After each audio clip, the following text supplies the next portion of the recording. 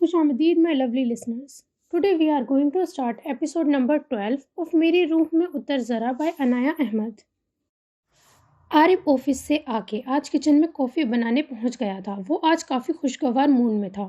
گنگناتے ہوئے وہ کافی بنا رہا تھا جب وہ عقب سے ابھرنے والی آواز پہ مڑا تھا. بات کرنی ہے مجھے آپ سے. اناب کی جھنجھلائی آواز پہ عارف مڑا تھا.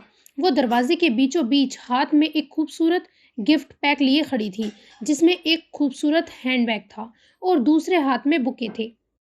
کچی ڈوری سے سرکار بندھے چلے آتے ہیں. عارف شوق ہوتے گنگنایا تھا. دیکھیں اناب چڑی. دیکھ ہی تو رہا ہوں مسز. عارف چہکا. مجھے یہ گفٹ بھیج کے کیا ثابت کرنا چاہتے ہیں ملک صاحب؟ میں اس دن آپ کو ایک بات بتا چکی ہوں اور آج بھی یہی بتانے آئی ہوں کہ یہ بات مجھے امپریس نہیں کر سکتی. سمجھیں آپ؟ تو آئندہ یہ سب کرنے کی کوشش مت کیجیے گا. اور ہاں، مجھے آئندہ کسی فضول لقب سے مت مخاطب کیجیے گا. اناب نے ہینڈ بیگ شیلف پر پٹکا تھا. اف، میں ڈر گیا ڈارلنگ. عارف نے ہنستے ہوئے کہا تھا. دیکھیں مجھے ان فضول ناموں سے مت بلائیں ورنہ. اناب نے دھمکی دی تھی. ورنہ کیا؟ ہاں؟ عارف ٹراؤزر کی پاکٹ سے ہاتھ نکالتا اس کے سامنے آ کے کھڑا ہوا تھا اور ایک آنکھ دبائی تھی. اناب کا منہ کھلا کا کھلا رہ گیا تھا. بتاتی ہوں. اناب نے تیش میں آتے فریج کھولا تھا. عارف ریلیکس سا اس کی کارکردگی دیکھ رہا تھا. اس گھر میں اناب کا وجود ہی اس کے لیے خوش آئندہ تھا. اس وقت وہ اس کو ادھر ادھر گھومتی بے حد پیاری لگ رہی تھی. اس نے فریج میں سے پڑے جوسز اور مختلف کولڈ ڈرنکس کا 5-6 ٹن پیکس نکالے تھے.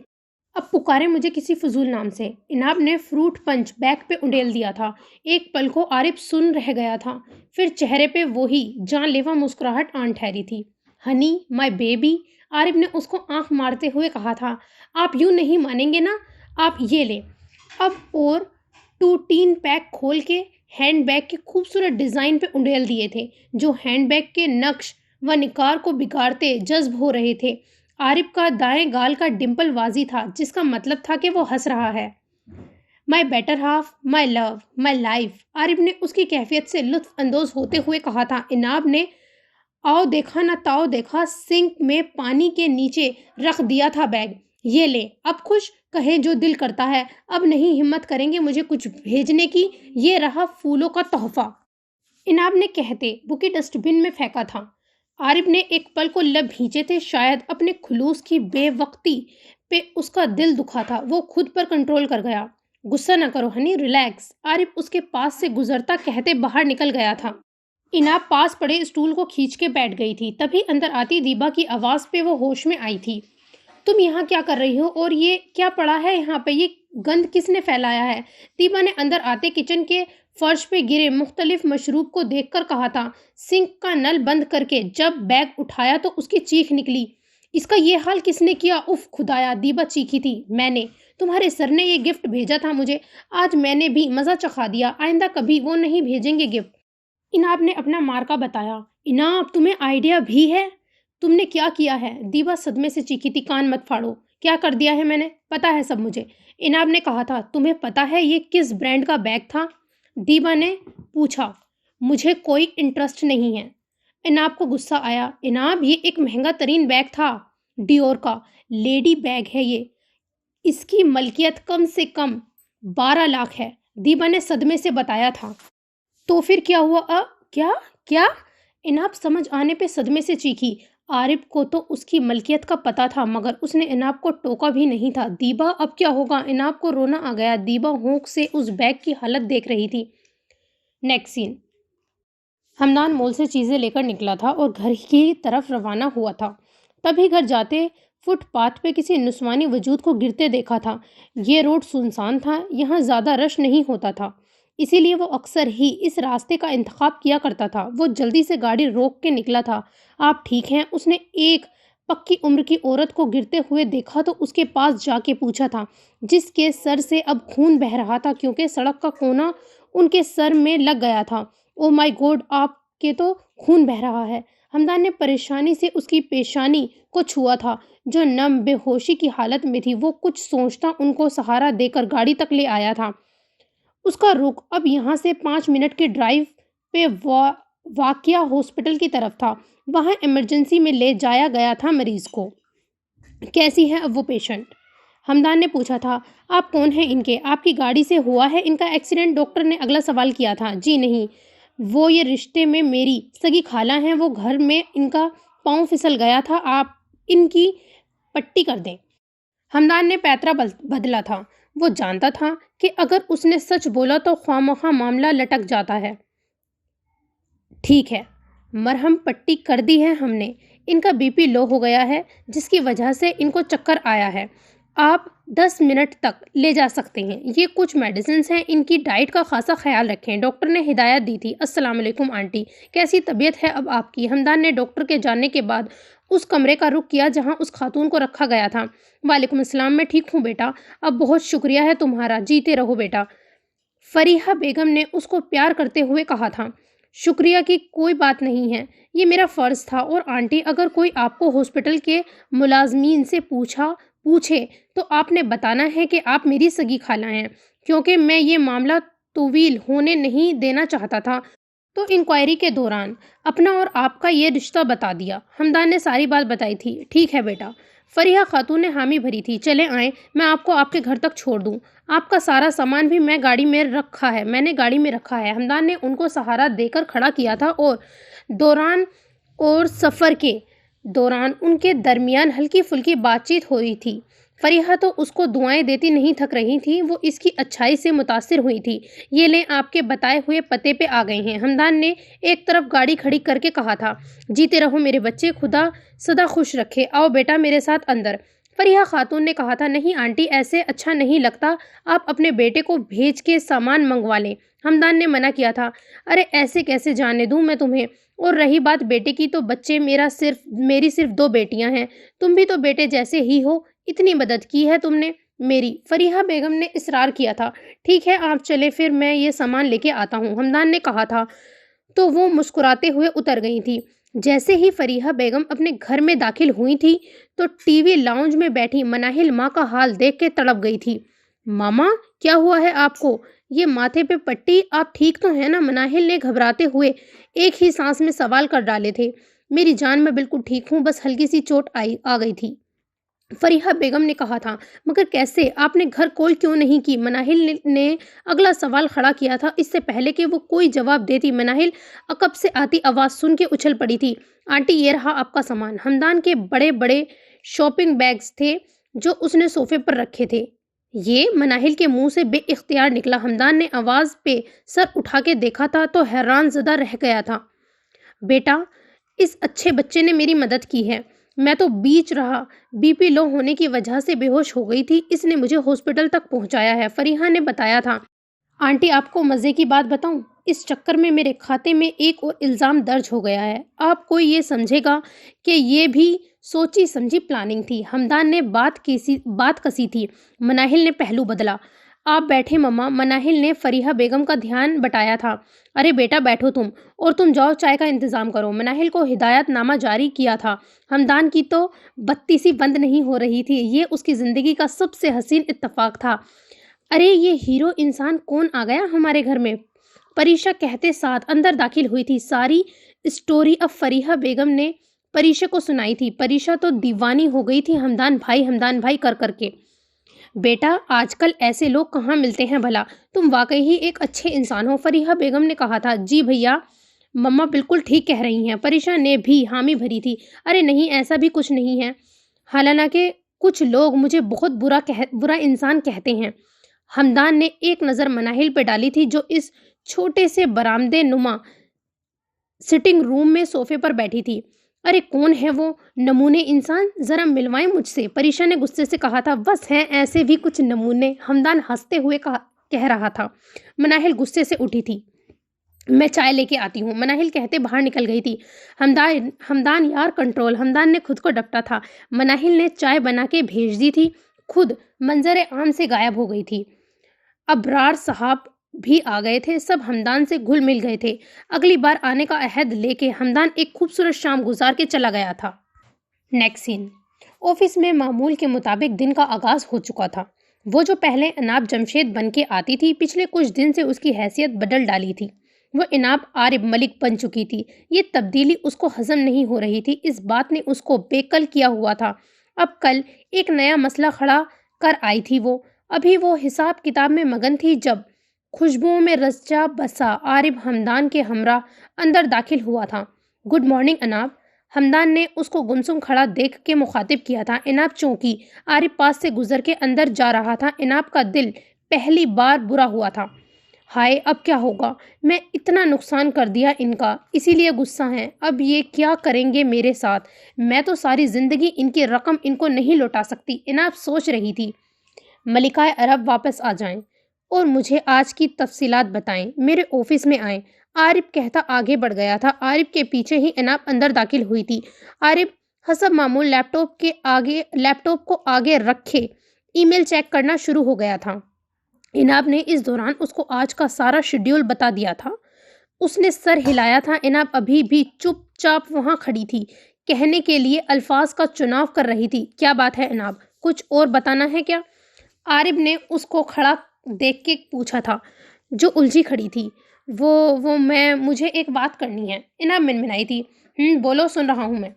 عارب اب مکمل اس کی طرف متوجہ ہوا تھا۔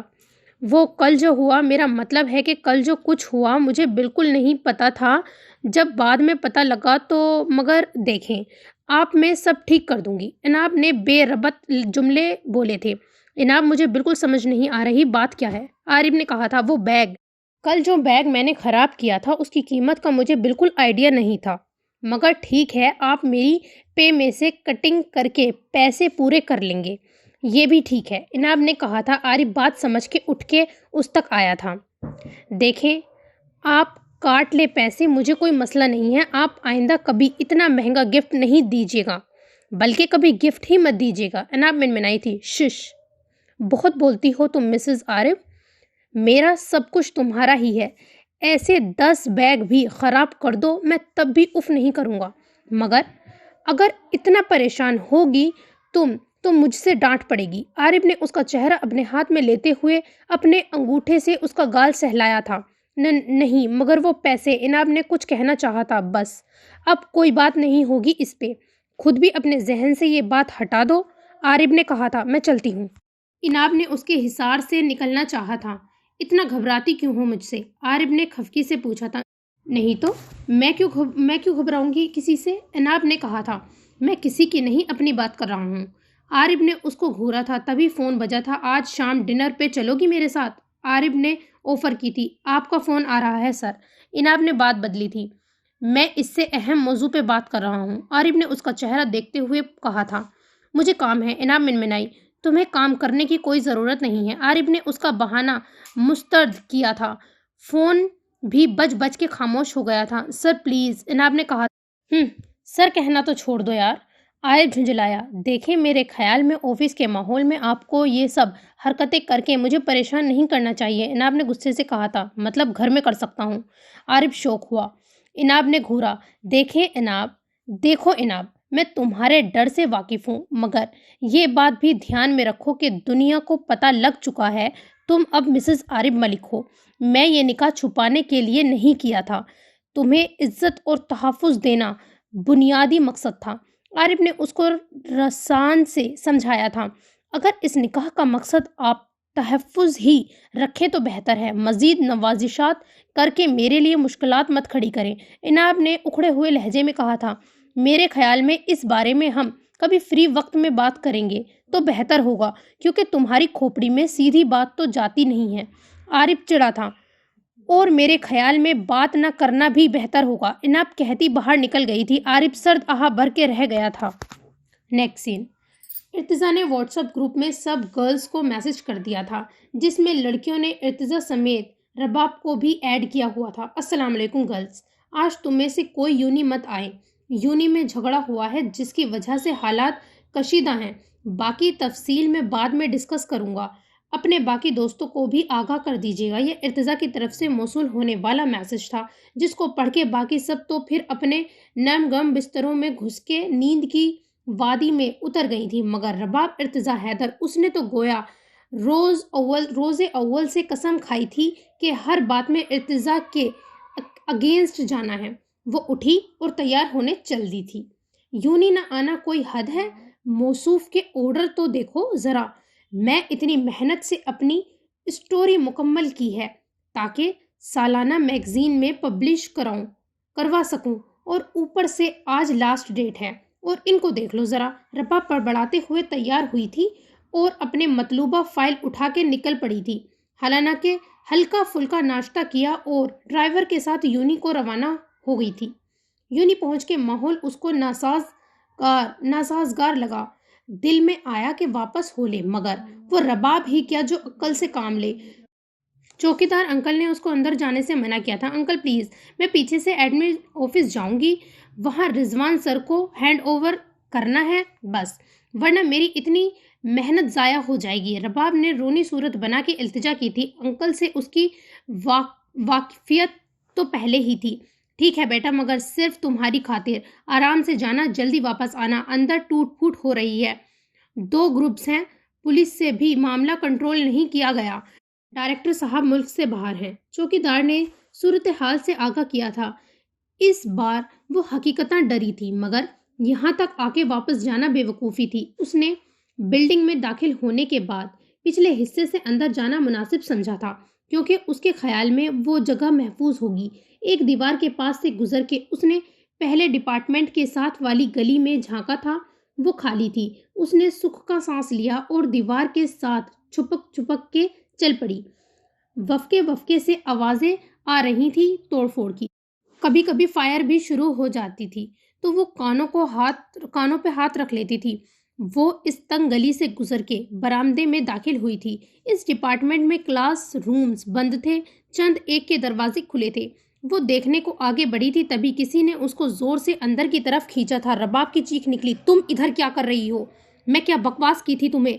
تمہاری سمجھ میں میری بات نہیں آتی کیا؟ ہر وقت تم من مانیاں کرتی پھرتی ہو۔ ارتضیٰ اس کو کلائی سے جھنجھوڑتا ہوا باز پست کر رہا تھا۔ اس کی گرفت میں سکتی تھی۔ رباب بلبلا اٹھی، میں آپ کی جاگیر نہیں ہوں جو یوں آپ کا ہر حکم مانوں گی۔ اپنی حد میں رہیں ارتضیٰ حیدر، رباب بدتمیزی سے بولی تھی۔ میرا دل کر رہا ہے میں اپنے ہاتھ سے تمہارا گلا دبا دوں، ارتضیٰ نے اس کو کہا تھا۔ تبھی باہر سے فائرنگ کی آواز آنے لگ گئی تھی۔ رباب ڈر کے کھڑکی کی طرف ہوئی تھی اور اس کے منہ سے درد سے چیخ نکلی تھی، کیونکہ کھڑکی کا شیشہ ٹوٹا ہوا تھا اور اس کا ہاتھ بری طرح کٹ گیا تھا اور خون کا فوارہ پھوٹ گیا تھا۔ رباب تو خون دیکھ کے خوفزدہ ہو اٹھی تھی اور درد جی شدت سے بلک اٹھی تھی۔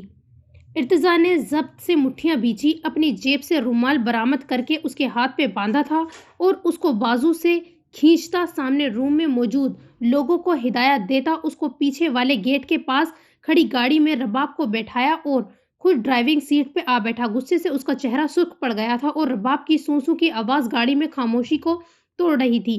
اس کے رخسار آنسو سے تر ہو گئے تھے۔ مجھے آواز نہ آئے تمہاری رونے کی، ارتضیٰ نے اس کو وارن کیا تھا۔ رباب سہم گئی تھی، ایک ہاتھ سے اس نے اپنا زخمی ہاتھ پکڑا ہوا تھا۔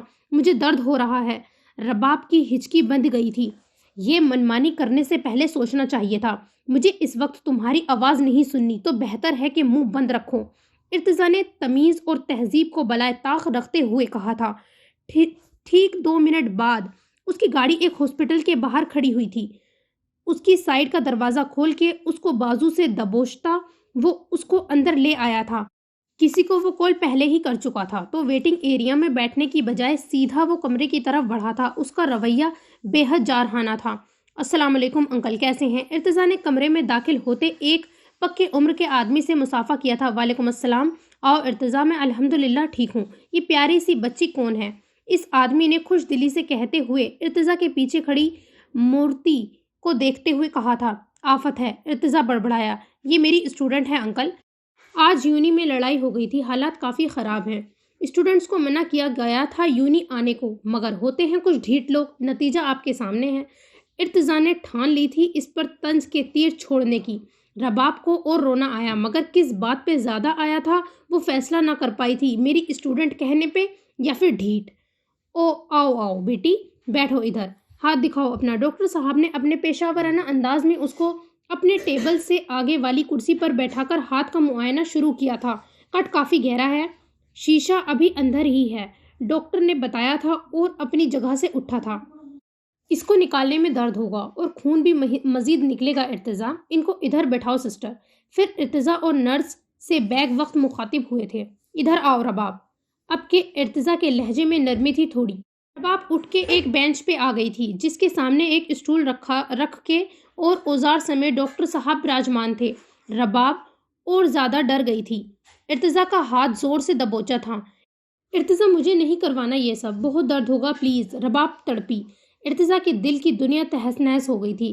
رباب، میں ادھر ہی ہوں نا تمہارے پاس، صرف 2 منٹ کا کام ہے، ادھر دیکھو میری طرف، تم یوں کرو، مجھ سے باتیں کرو۔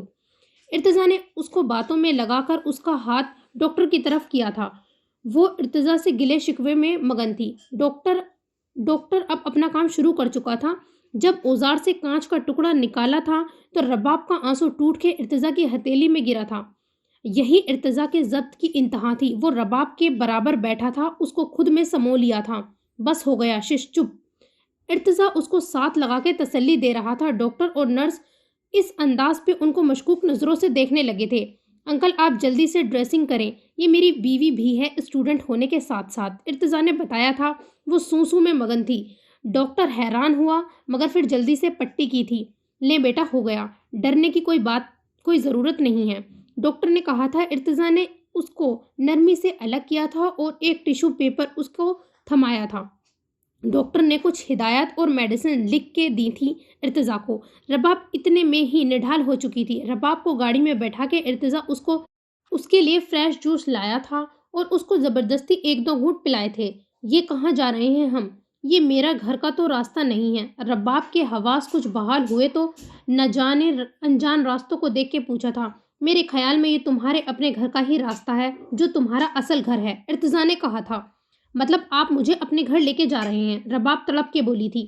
بالکل درست سمجھا تم نے، ارتضیٰ نے اطمینان سے جواب دیا تھا۔ بالکل نہیں، مجھے حویلی جانا ہے، میں نہیں جاؤں گی آپ کے ساتھ۔ سن لیں آپ، رباب کو پھر بدتمیزی کا دورہ پڑا تھا۔ اب پھر دورہ پڑ گیا ہے تمہیں؟ اگر نرمی سے پیش آ رہا ہوں نا تو ہضم کرو میری نرمی، ارتضیٰ نے کہا تھا۔ دیکھیں آپ غلط کر رہے ہیں، آپ ہوتے کون ہیں میرے ساتھ زبردستی کرنے والے؟ رباب بھی غصے سے بولی۔ تمہارا دماغ زیادہ ہی خراب ہوتا جا رہا ہے، شوہر ہوں تمہارا، آئی سمجھ؟ دماغ درست کرنے پہ آیا نا تو 1 منٹ لگے گا۔ میری نرمی کا ناجائز فائدہ مت اٹھاؤ، ارتضیٰ نے تیز لہجے میں کہا تھا۔ دیکھیں آپ ایسے نہ کر سکتے، آپ ایسے نہیں کر سکتے، مجھے اپنے گھر جانا ہے، رباب چیخی۔ شٹ اپ رباب، بہت ہو گئی بحث، بہت کر لی اپنی منمانیاں، اب سے وہی ہوگا جو میں چاہوں گا، ارتضیٰ نے 2 ٹک انداز میں کہا تھا۔ بس، رباب کچھ کہنے لگی تھی جب ارتضیٰ نے اس کی بات کو سختی سے رد کر دیا تھا۔ گاڑی گھر کے سامنے آ کے رکی تھی۔ ارتضیٰ رباب کو کھینچتا اندر لے کے آیا تھا۔ کچھ دیر پہلے والی نرمی غائب تھی۔ ارے ارتضیٰ بیٹا، کیا ہو گیا ہے؟ کیوں اتنے غصے میں ہو اور بچی کو کیوں یوں کھینچ رہے ہو؟ فہمیدہ بیگم جو ٹی وی لاؤنج میں بیٹھی ہوئی تھی انہوں نے پوچھا تھا۔ یہ لیں، سنبھال لیں اپنی بچی کو اور اس کے دماغ میں یہ بات بیٹھا دیں کہ میری اجازت کے بغیر گھر سے نکلی تو مجھ سے برا کوئی نہیں ہوگا، ارتضیٰ غصے سے کہتا اور اس کو فہمیدہ کے حوالے کرتا تن فن کرتا باہر نکل گیا تھا۔ پیچھے رباب روتی رہ گئی تھی۔ نیکسٹ سین، بزنس ورلڈ میں تہلکہ مچ گیا تھا۔ مرزا اپنا منہ چھپاتے پھر رہے تھے۔ صدیق مرزا اپنے ثبوت کے کارناموں سے شرمندہ پھر رہے تھے۔ فرحان مرزا کی منشیات کی فروخت کی ویڈیو دنیا کے سامنے آ چکی تھی، ساتھ ہی اس کی لندن میں قیام کے دوران رنگ رلیاں بھی۔ ان کا بزنس ڈوب چکا تھا۔ اس کی عیاشیوں کے بعد عارف اور حماد کانفرنس روم میں گفتگو شنید میں مصروف تھے۔ حماد اس کو اپڈیٹس دے رہا تھا۔ مرزا کی روبرٹ کے ساتھ ڈیل کا کیا بنا ہے؟ عارف نے استفسار کیا تھا۔ بنا کیا ہے سر؟ انہوں نے ڈیل کینسل کر دی ہے، ان کا لاکھوں کروڑوں کا نقصان ہوا ہے۔ اب صبح روبرٹ کی ای میل ریسیو ہوئی ہے ہمیں، وہ ہمارے ساتھ ڈیل کرنے کا خواہش مند ہے۔ حماد نے اس کو مطلع کیا تھا۔ اور اس کا مطلب ہے کہ مرزا فرحان کی ویڈیوز آ چکی ہیں سوشل میڈیا پہ؟ عارف نے پوچھا تھا۔ جی سر، تہلکہ مچ گیا ہے۔ مرزا تو اب پورے ختم ہوتے نظر آ رہے ہیں، ان کے سب بزنس ڈیلز ختم ہو رہی ہیں، 2 نمبر کے سارے کام بھی۔ مرزا صدیق تو میڈیا سے بھی بچتے پھر رہے ہیں۔ فرحان مرزا کو ڈرگز کے کیس میں پولیس کسٹڈی میں لے چکی ہے۔ حماد اس کو آگاہ کر رہا تھا۔ ایک نہ ایک دن تو برے کا انجام ان کو بھگتنا ہی تھا۔ عارف نے کہا تھا۔ یہ سب بھی آپ کی پلاننگ کی بدولت کامیاب ہوا ہے۔ نہیں تو آگے چل کے یہ کرائم کا پورا نیٹ ورک بن جانا تھا۔ حماد نے کہا تھا۔ نہیں حماد، میں تو صرف اپنے حصے کا کام کیا تھا۔ خیر، عارف نے کہا تھا، یہ سب آپ نے کروایا ہے؟ جو سب لوگ توڑ پھوڑ کر رہے ہیں اور وہ بیچارے، ان کا تو دیوالیہ نکل گیا ہے۔ اناب کی صدمے سے پھٹی آواز آئی تھی۔ اناب کب کی آئی تھی کانفرنس روم میں اور سامنے کھلی LED کے اسکرین پہ چلتے منظر کو دیکھ رہی تھی۔ عارف اس کی آواز پہ چونکا تھا۔ ایکسکیوز می بیچارے؟ یہ وہی لوگ ہیں جنہوں نے تمہیں 3 بار نقصان پہنچانے کی کوشش کی تھی اور اس میں تم زخمی بھی ہو چکی ہو۔ عارف نے اس کا ریئیکشن دیکھ کے کہا تھا، تو پھر کیا ہوا ہے مسٹر ملک؟ ان کو معاف بھی تو کیا جا سکتا تھا نا؟ ہاں، نہیں، میں تو بھول کیسے گئی؟ ملکوں کی ڈکشنری میں لفظ رحم اور معافی کا تو کوئی عمل دخل ہی نہیں ہے۔ اناب چیخی تھی۔ چلو پھر میری بیوی کو دورہ پڑ گیا ہے، عارف بڑبڑایا۔ حماد، میرا پیغام ملکوں تک پہنچا دو کہ انہوں نے اناب جمشید کو نقصان پہنچانے کی کوشش کی تھی تو عارف مشتبہ ملک نے ان کا یہ حال کر دیا۔ اب وہ اناب عارف مشتبہ ملک بن گئی ہے۔ اگر اس کی طرف آنکھ بھی اٹھا کے دیکھے نا تو جینا حرام کر دوں گا۔ عارف نے اناب کی آنکھوں میں آنکھیں ڈال کے جنونیت سے کہا تھا، بس یہی ایک دم خم ہے ملک کا ٹیگ لگا لیا ہے آپ نے نام کے ساتھ۔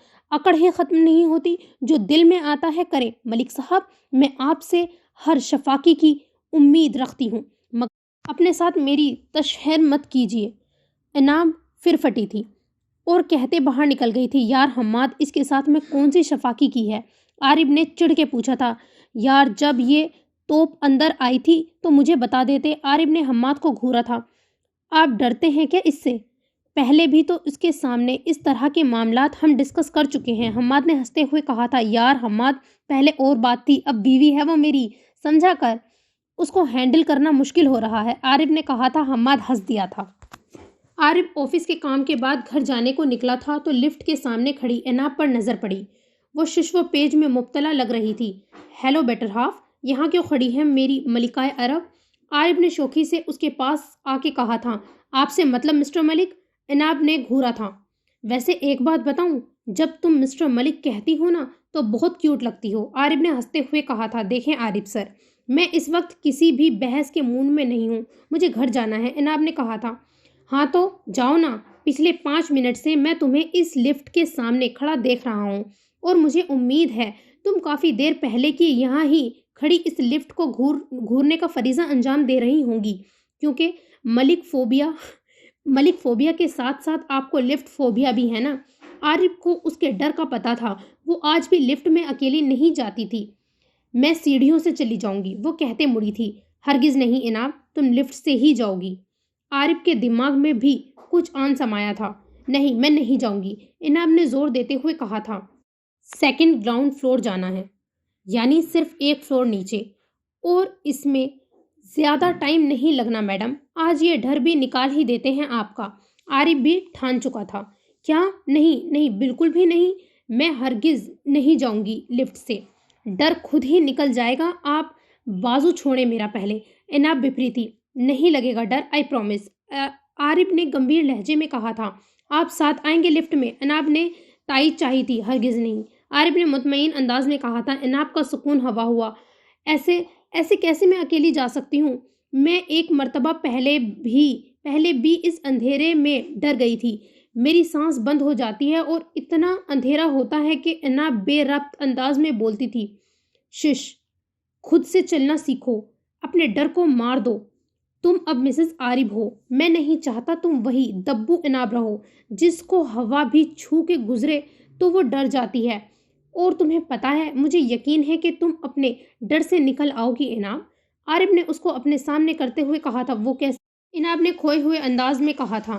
آج میں تمہیں اپنی ذات کا مان سونپ رہا ہوں، ایک یقین تمہیں دلا رہا ہوں، قسموں کی ڈوری تھما رہا ہوں کہ عارف ملک تم پہ آنچ بھی نہیں آنے دے گا، وہ صرف اناب کا ہے۔ دنیا کی ہر کوشش کو چھوڑ کے وہ اناب کی طرف چلا آیا ہے۔ آئی لو یو مسز۔ عارف نے اس کے کان میں سرگوشی کی تھی۔ وہ ساکت کھڑی تھی۔ شہر پھونک دیا گیا تھا۔ عارف نے اس کو نرمی سے خود سے الگ کر کے لفٹ میں داخل کیا تھا۔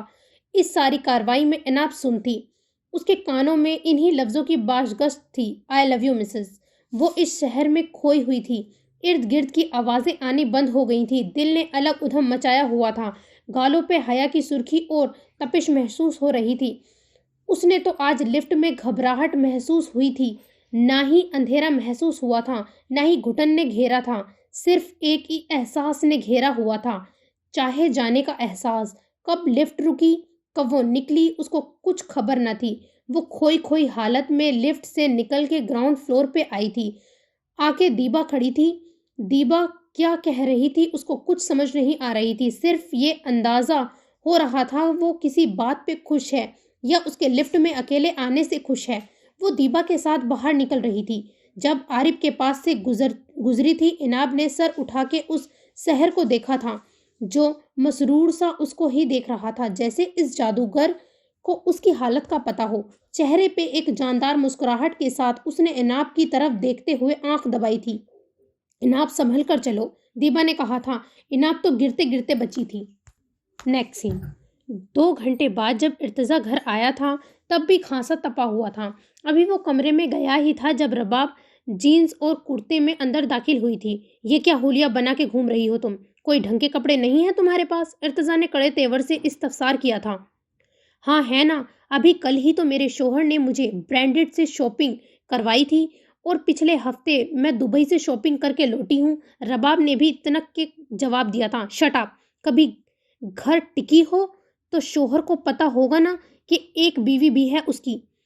سیر سپاٹوں سے فرصت نہیں خود کو، اور اب مجھ پہ الزام نہ دھرو۔ ارتضیٰ بھی میدان میں اتر چکا تھا۔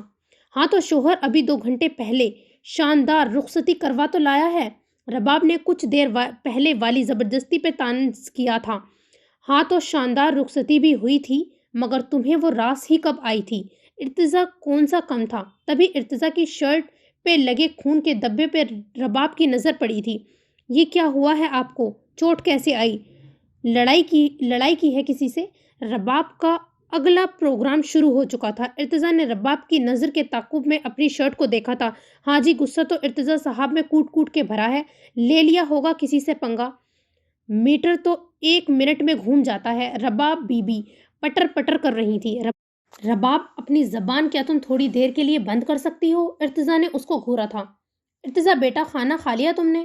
تبھی فہمیدہ بیگم نے دروازے سے پوچھا تھا۔ ماما، آپ کی بہو انکوائری ختم کرے گی تو کچھ کروں گا نا؟ ارتضیٰ نے رباب کو گھورتے ہوئے کہا تھا۔ تم تو یوں ہی بچی پہ خفا ہوتے رہتے ہو۔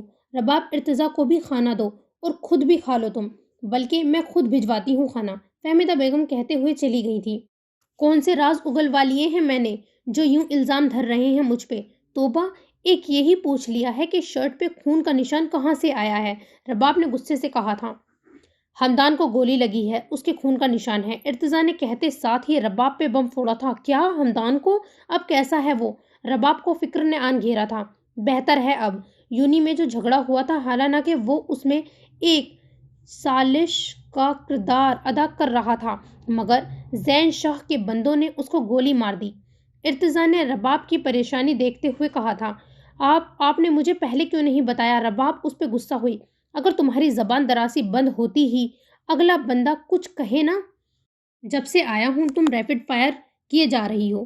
میں بھی بندہ بشر ہوں، باہر سے تھکا ہوا آیا ہوں، صبح سے پریشانی میں گھوم رہا ہوں، پھر آپ محترمہ کا کارنامہ، اور جب گھر آیا ہوں تو نیا سوال نامہ کھول کے بیٹھ گئی ہو میرے سامنے۔ ارتضیٰ سرد لہجے میں جتاتا اٹھ کے واش روم میں بند ہو گیا تھا۔ پہلی دفعہ رباب کو اپنے رویے میں ندامت محسوس ہوئی تھی۔ وہ بھی انسان تھا، اس کو بھی توجہ چاہیے تھی۔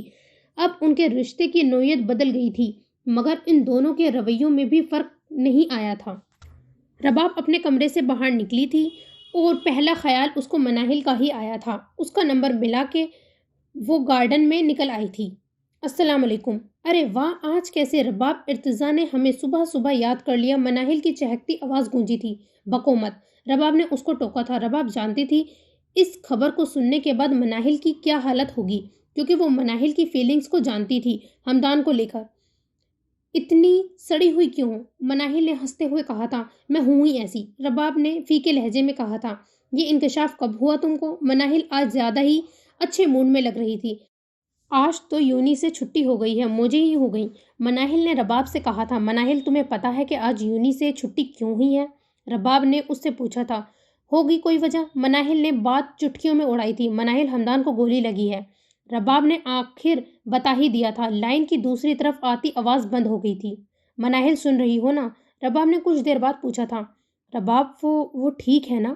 مناہل کی آواز گونجی تھی۔ اس کی آواز کی نمی رباب کو محسوس کر سکتی تھی۔ ہاں پتہ نہیں، ارتضیٰ اب آئے ہیں، میں جاتی ہوں ہاسپٹل، تم فکر مت کرو مناہل۔ رباب نے اس کو تسلی دینی چاہی تھی۔ رباب، مناہل نے سسکی بھری۔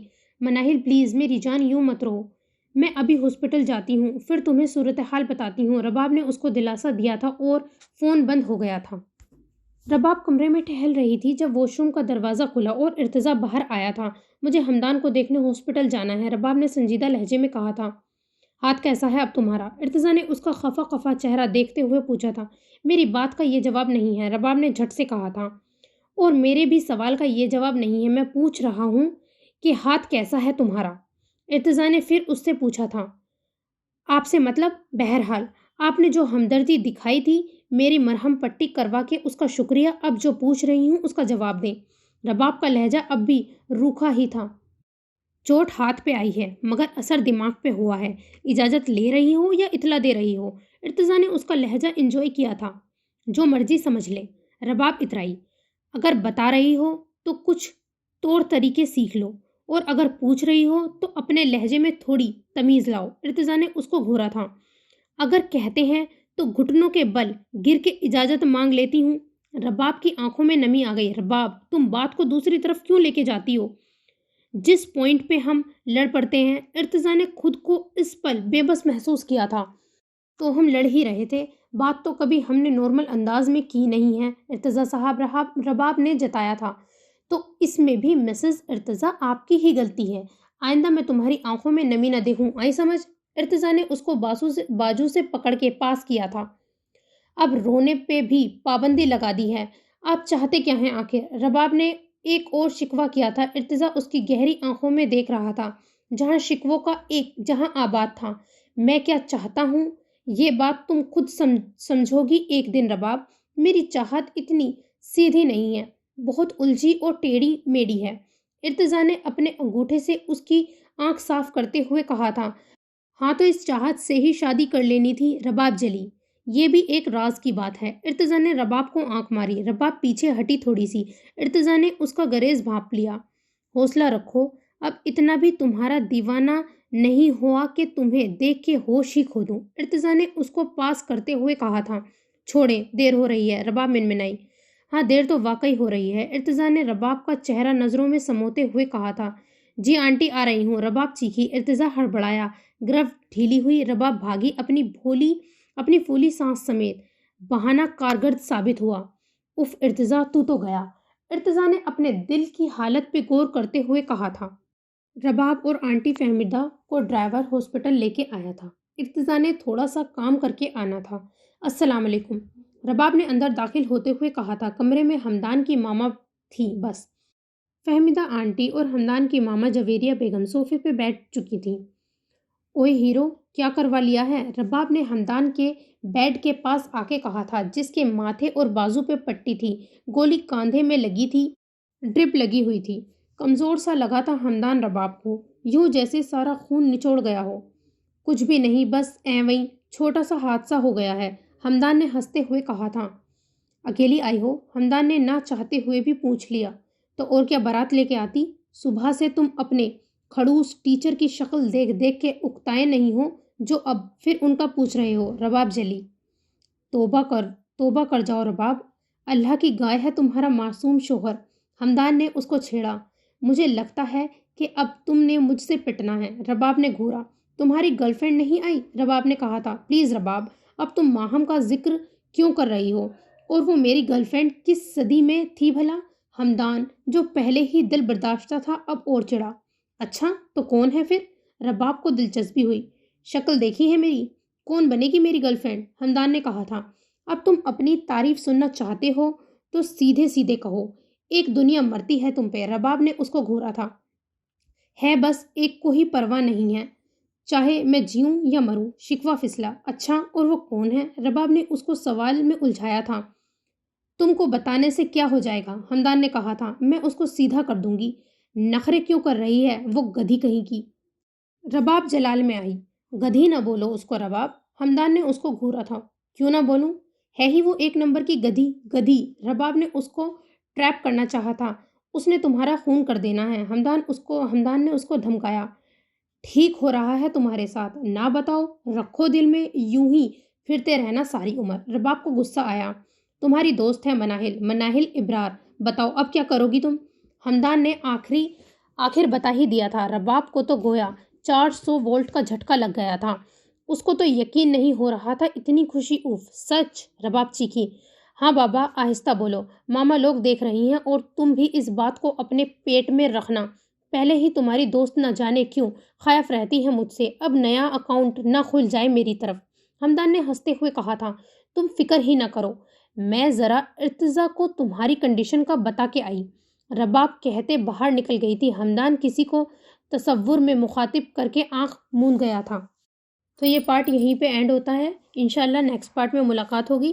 تب تک کے لیے اپنا دھیان رکھیے گا۔ Good bye.